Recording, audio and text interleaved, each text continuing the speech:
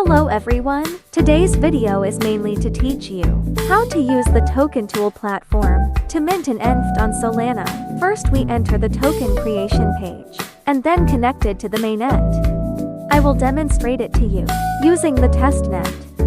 Then connect the wallet. We chose the Phantom wallet. After a successful connection, you can see the wallet address. Now, let's start the operation. First select the token mode. We choose NFT. Click to upload logo. Select a picture. Then fill in the NFT name. This should not exceed 32 characters. Next fill in the NFT symbol. This should not exceed 10 characters. And the description of this NFT must be added. Then comes the optional part. First, add the contact information. You can add it according to your own needs. I won't add it for now. Next is to add tags. You can add them by yourselves. Note that we can add a maximum of 5 tags. Enter the tag and click add, and the tag will appear in the box below. If you think it's not appropriate, you can also delete it. Next is the advanced options, which are some authority settings.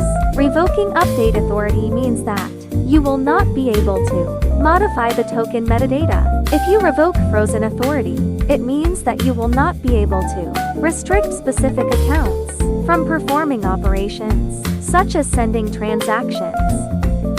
Note that if you don't understand, don't set it casually, just keep the default settings.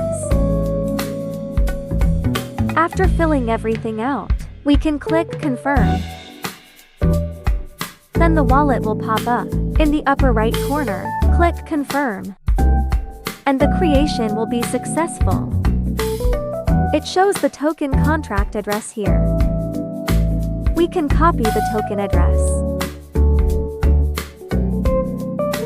Then in the token management section, scroll down to find the NFT list. The NFT we just created will be shown here.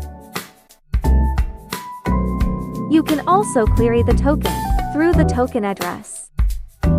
We can also see the NFT here.